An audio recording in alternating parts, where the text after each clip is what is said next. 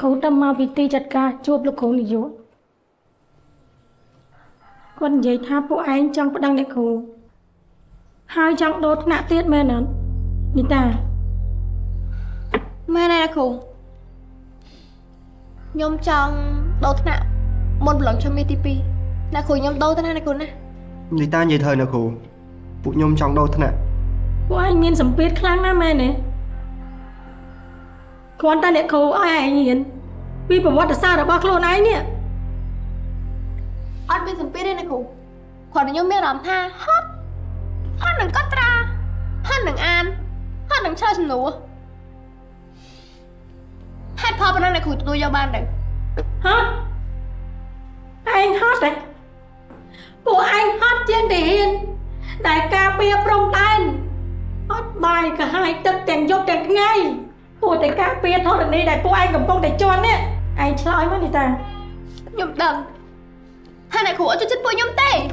ចឹងអ្នកគ្រូទុកខ្ញុំនៅតែឯងអ្នកគ្រូឲ្យពួកខ្ញុំទៅណាអ្នកគ្រូណាខ្ញុំក៏អត់ចង់នៅនឹងទៀតដែរ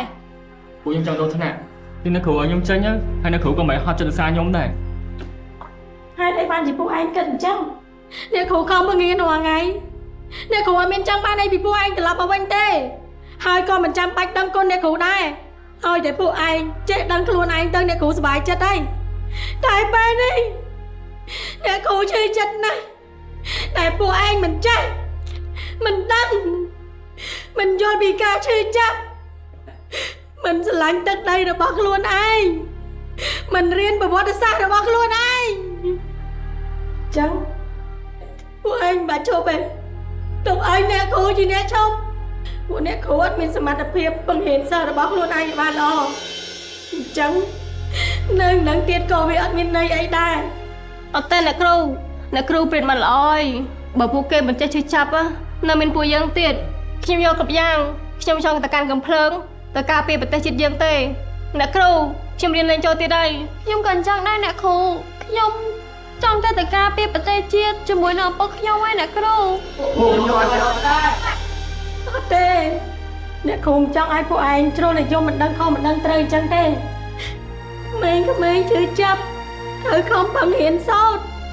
យុវជនឈឺចាប់ត្រូវខំប្រឹងធ្វើការឯសហគ្រិនឈឺចាប់ត្រូវខំប្រឹងផលិតគ្រូឈឺចាប់ត្រូវខំប្រឹងបណ្ដុះស្មារតីស្នេហាជាតិក្មេងៗដូចជាពួកឯងនេះទើបជាអ្វីដែលជាតិត្រូវការពិតប្រាកដទីតាឯងមាននៅចាំបណ្ដាំដែលពួកឯងប្រាប់អត់មិនមែនតតែទៅការពារទឹកដីនៅព្រំដែនទៅគេហៅតែស្នេហាជាតិទេគឺរៀនរហូតតតែចំណេះដឹងខ្លាយទៅជាអាវុធដ៏មុតស្រួចទើបយើងអាចការពារទឹកដីរបស់យើងបានពួកទាំងអស់គ្នាយល់អត់ចាអ្នកគ្រូខ្ញុំយល់ហើយពួកខ្ញុំនឹងកែប្រែពីភាពឈឺចាប់ហើយមកខិតខំសិក្សារៀនសូត្របន្ថែមវិញណាអ្នកគ្រូអ្វីដែលគ្រូចង់និយាយគឺនិយាយអស់ហើយសង្ឃឹមថាពួកឯងទាំងអស់គ្នាយល់ពីជំរឿនចិត្តរបស់អ្នកគ្រូហើយអ្នកគ្រូចង់បានអ្វីពីពួកឯងឲ្យប្រកបអត់មានគ្រូណាម្នាក់ដែលមិនស្រឡាញ់សិស្សនោះទេក្រាបនាំគ្នាក្រាបចុះអ្នកគ្រូចាំបងក៏សោះចេញទៅអ្នកគ្រូភាពយន្តជីវិតរឿងគ្រូប្រវត្តិមានផ្សាយជូនទស្សនានៅលើ Facebook